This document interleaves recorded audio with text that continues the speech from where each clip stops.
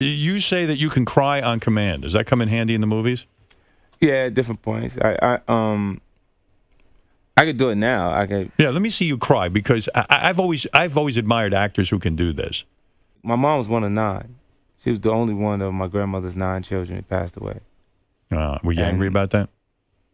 Oh no, but how old were you?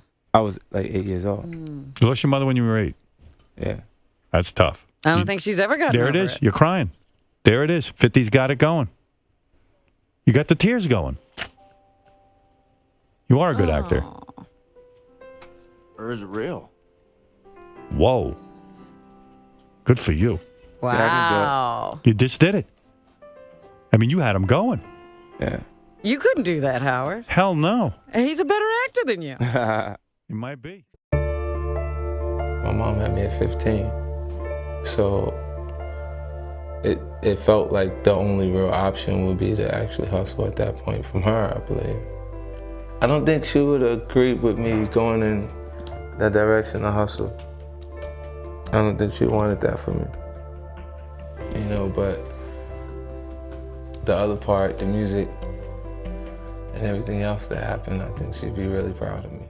I see him at the BET Awards. That's funny. Like, I remember seeing Khaled. I'm a fucked up nigga. You should do something to me.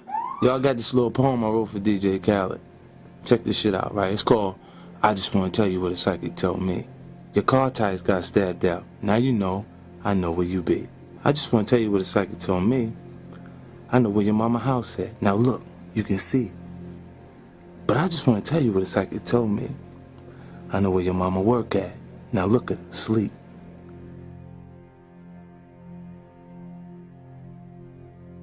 I just want to tell you what a psychic told me. I'm not the kind of nigga you should fuck with, B. I'm special. I have less compassion than the average human.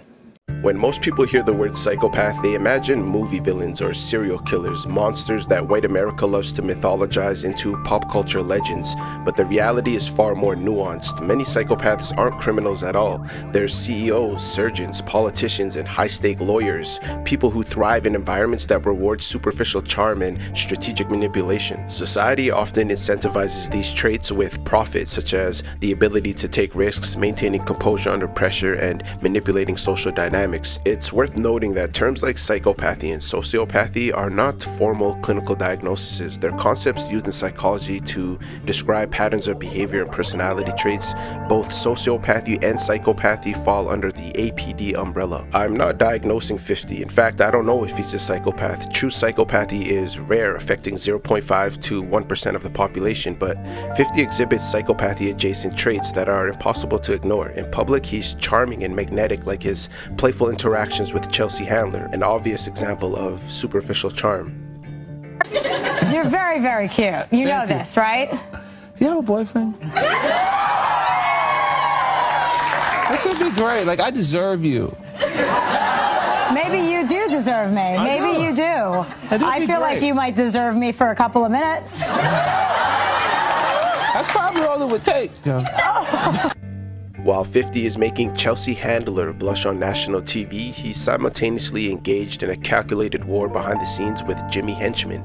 Court documents from the Henchman case allege that 50 coordinated retaliatory moves against members of Henchman's crew, including a failed attempt to kidnap the family of one of Henchman's shooters. This isn't the impulsive, chaotic aggression typically linked to sociopathy. It's instrumental aggression, violence used strategically with intention and purpose, the kind of calculated play more commonly associated with psychopathic traits. Only someone capable of extreme emotional separation could maintain a successful mainstream career adored by white America while allegedly engaged in a war that, according to court documents, included car bombings, shootings, and kidnappings. In fact, I would argue that part 2 of Get Rich or Die Trying would be even more interesting than the first one.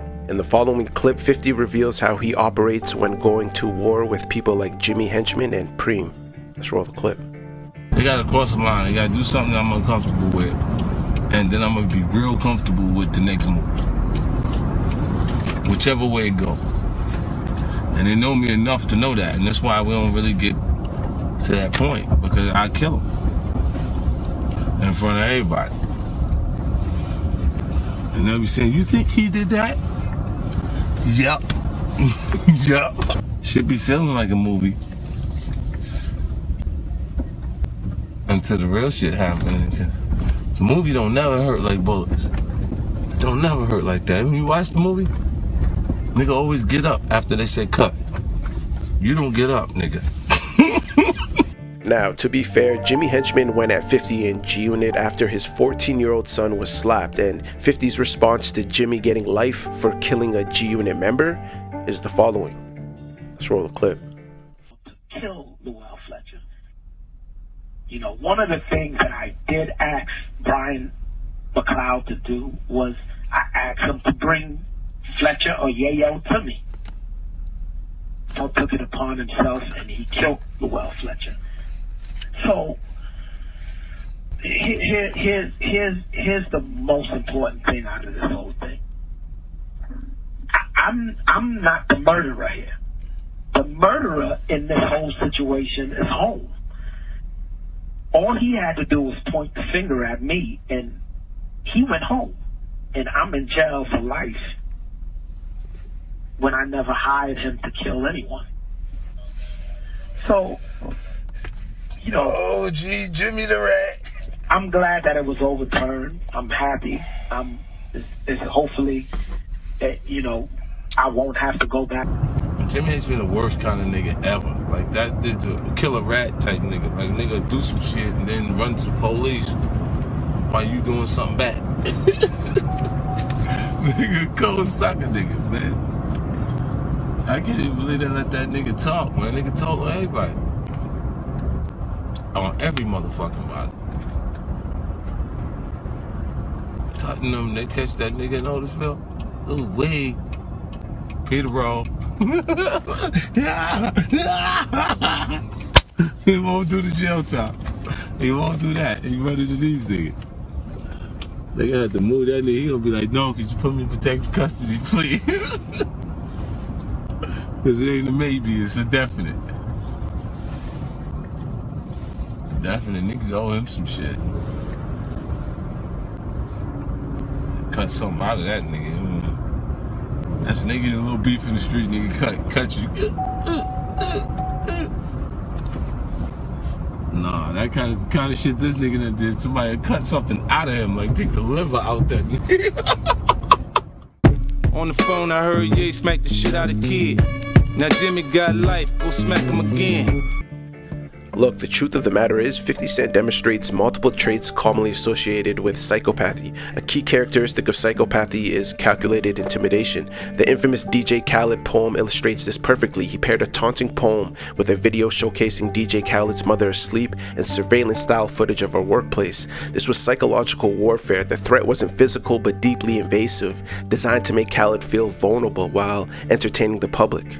It really shows that 50 is deeply strategic in his messaging with an emotional detachment that allows for performance-based aggression. 50 also shows signs of strategic manipulation. For instance, his response to relieving rapper Gunplay of his MMG chain and putting it in a music video speaks to this idea. Let's roll the clip.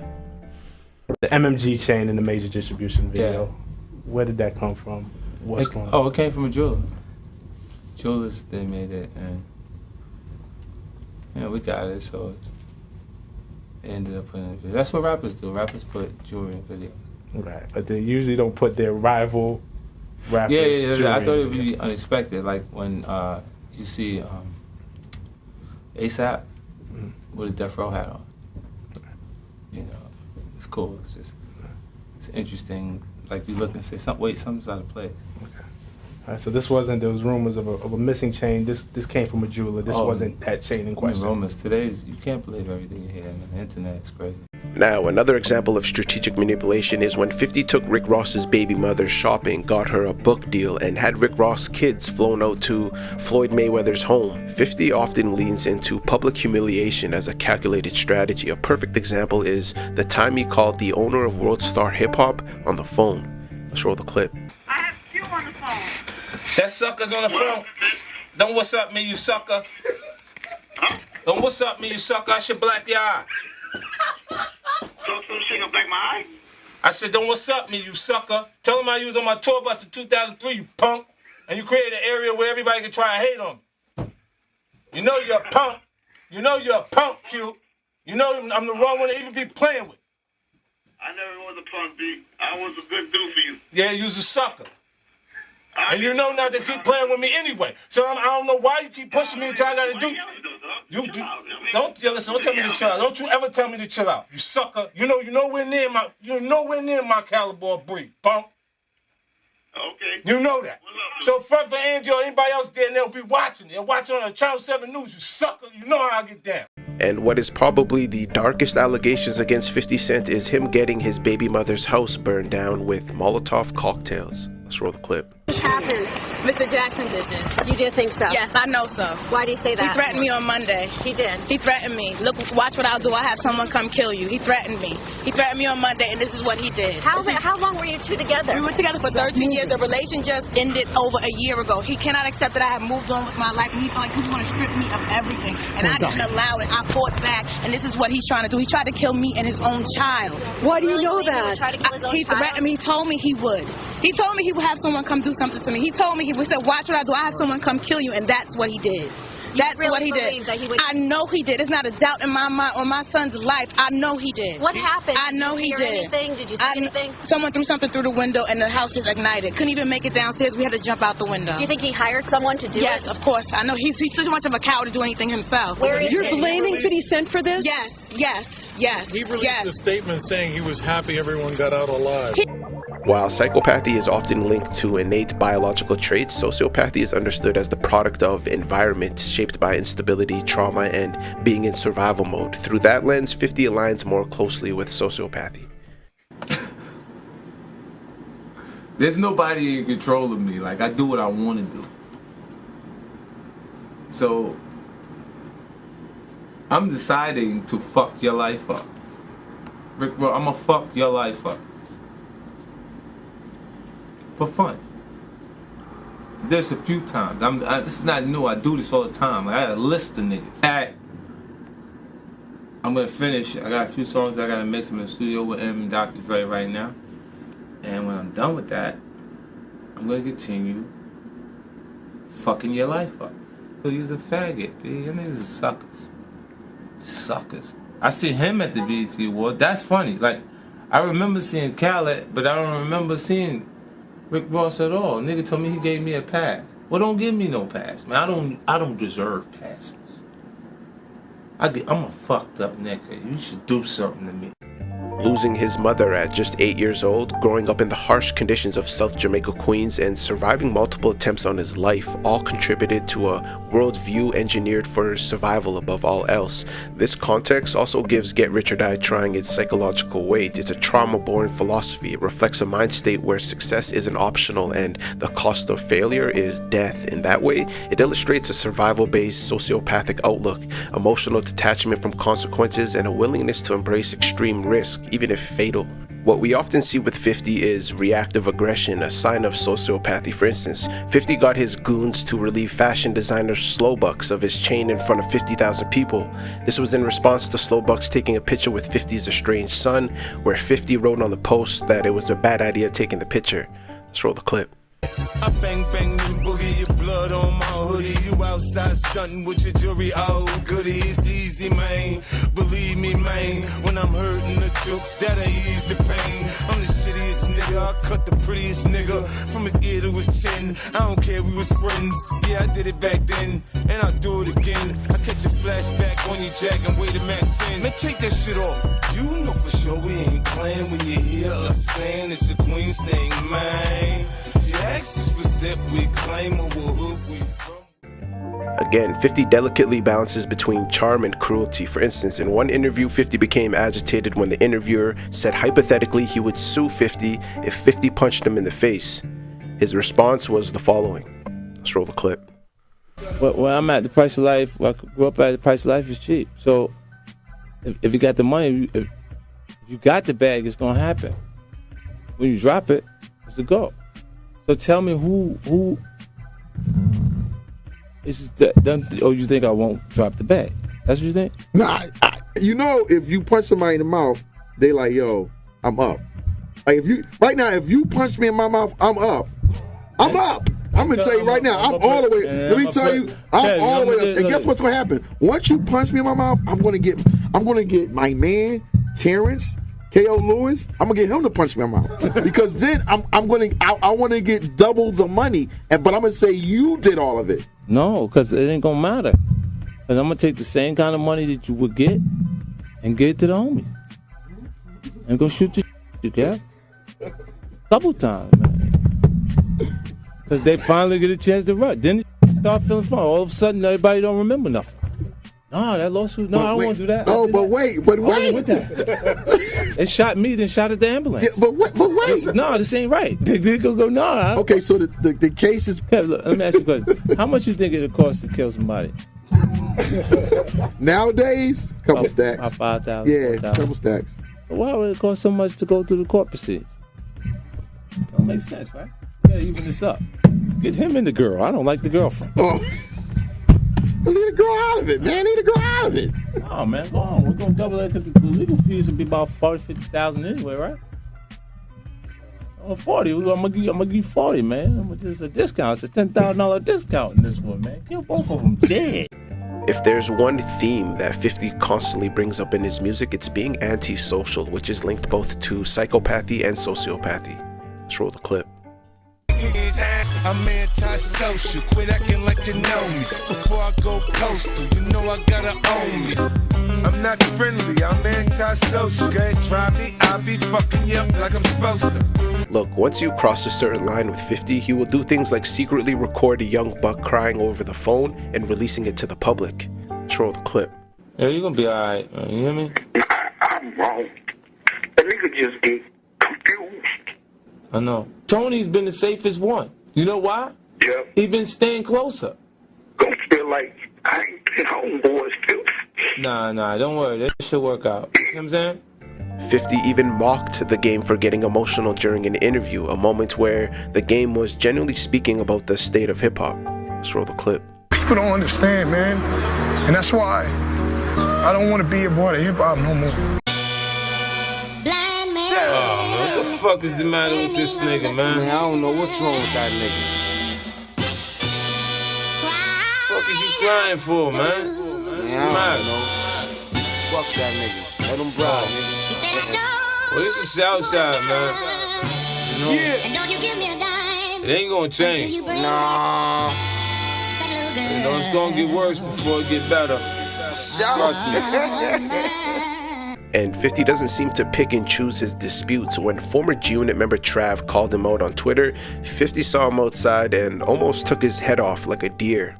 You should be dead by now. Smile, but wait until my shooters come round. With the talents and all of sit rounds. In my hood, then I gotta say down. You should be dead by now. Smile, but wait until my shooters come round. With the talents and all of sit rounds. In my hood, then I gotta say down. Yeah, I show you my team. All through the brief, paint the sidewalk red with the back of your head. Shootouts in my hood like a daily routine.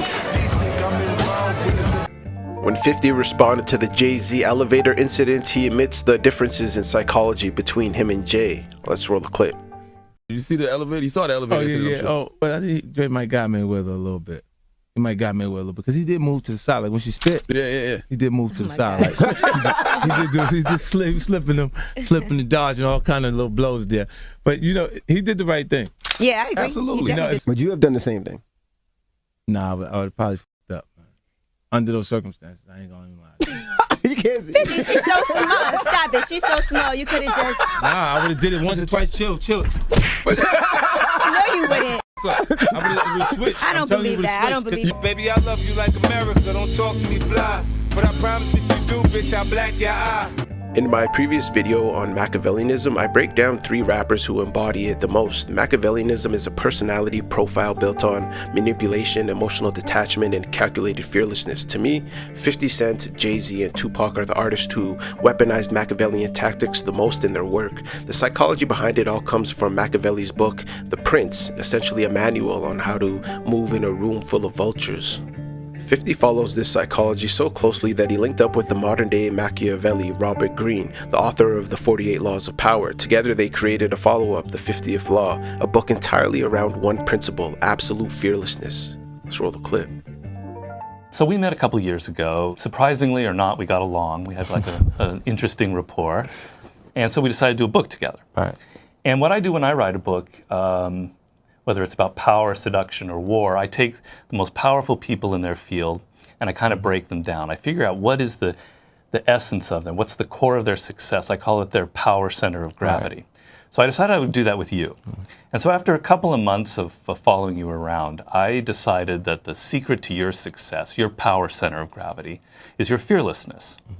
So in any kind of situation where you're interacting with people, you're the one that has less fear than they do. And that gives you like a constant strategic advantage. You're able to adapt to the situation, to take risks when other people are afraid of it. And this is, to me, the source of your power. And so this is the subject of our book, The 50th Law, the power that anybody can have in life if they assume this fearless approach. So I was wondering, were you just sort of born this way? Did you come out of the womb not crying, kind of fearless? Or did you have to develop this attitude when you were on the streets as a kid without a mother or father there? Did you have to learn how to be like that? It's absolutely something that I developed over time, because like I think I have the same emotions everyone else does. I just have a way to suppress those feelings in different circumstances and situations. I can kind of adjust. Can you remember a moment when you were afraid when you were a kid on the streets, or you were hustling or anything? Or a lot of moments when I'm afraid. I think it's necessary for you to have fear to be conscious of people. What do you mean by that? A slight bit of actual fear is necessary for you to be aware, like a paranoia. There's like after it heightens your awareness. Right. You know, so a lot of times when people, when I interact with people in different spaces, it's so less intense than what I've had the experience prior to music, that it puts me in a space where it's really a relaxed space. So it is true, a lot of times I interact with people and they have a stronger fear factor involved in our interaction than I have, because I've been in way worse situations, to me, more dramatic spaces. So I just look at each one of the situations and kind of analyze it, or I'll use a parallel to something I've experienced in my past to make sense of the actual situation. So a lot of the decisions are kind of like gut feelings. Like the music business and entertainment in general, there's no school for it. Right. You know, so you got to kind of instinctively make the right decisions and be spontaneous and not be afraid to actually be yourself in different ways. Like I've interacted with artists that have great talents in different spaces. They're amazing. They can do things that I can't actually do, but they can't beat me at being me. Machiavellianism is essentially the sociopath's book guide to world dominance in whatever field you're in, and 50 furthered it with his book, The 50th Law. At the far right of 50 Cent's psychological spectrum lies empathy, the ability to connect with others on an emotional level and act on their suffering. There's this one side of his public persona that emphasizes fearlessness and power, and there are numerous moments in his story where genuine emotional sensitivity reveals itself. And they come in two forms: effective empathy, which is feeling what others feel, and compassionate empathy, actually taking action to help. The origin point for 50's emotional complexity is his mother, Sabrina. 50 dedicated a tape to her called Sabrina's Baby Boy and has countless references to the impact of losing his mother at a young age. Let's roll a clip. I was innocent then, I ain't do no wrong. She said, "You mommy, little man." I said, "Yep,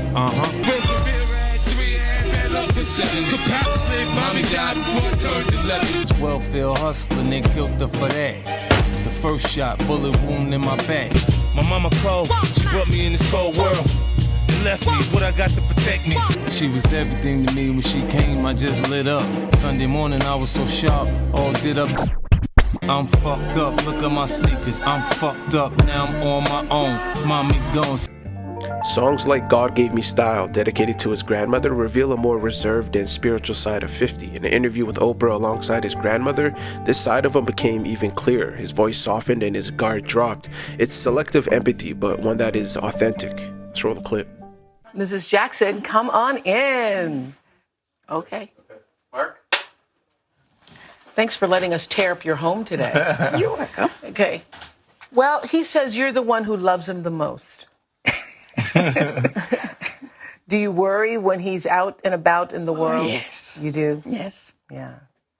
Did you ever imagine that you'd be sitting on the sofa with this grandson and having an interview about the successes in his life. Does his success surprise you? Yes, it does. Because what did you expect would happen to him when you're raising 9 children from the, difficult circumstances that he obviously came from? You didn't hold the dream that he has become. So what was the dream that you held for him? Do you remember? That they would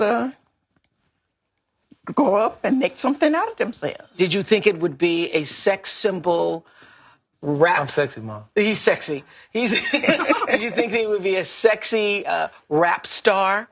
No, I didn't. Did not? No. No. Okay. I hear you always keep his favorites in the fridge just in case he comes by. Yes. What are his favorites?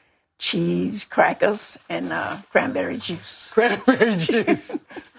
Well, won't be hard to find a woman to please that. Cheese, crackers, and cranberry juice. Yes. So when he was growing up, did you make a favorite meal for him? When he was growing up, his favorite food was pork and beans and Franks. Really? You still like them? Yeah.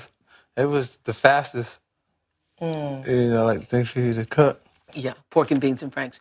Tell me, I think we've gotten a really nice idea that he is, from this interview, I've certainly gotten the impression that 50 is a persona. That guy, 50 Cent, is a persona. And he was telling us that you went out and bought one of his CDs one time. What did you think? What did you think when you put that thing in and started listening to it? I didn't even play it. You didn't play it? No, I just wanted to help the sale. Want to help the sale? I do it every time. You do it every time? Every time. And then my son will come over and they'll take them. Really? And that's it? You don't play it? No. Yeah. So have you ever been to one of his concerts? No. You have not been to a Fitty concert? No.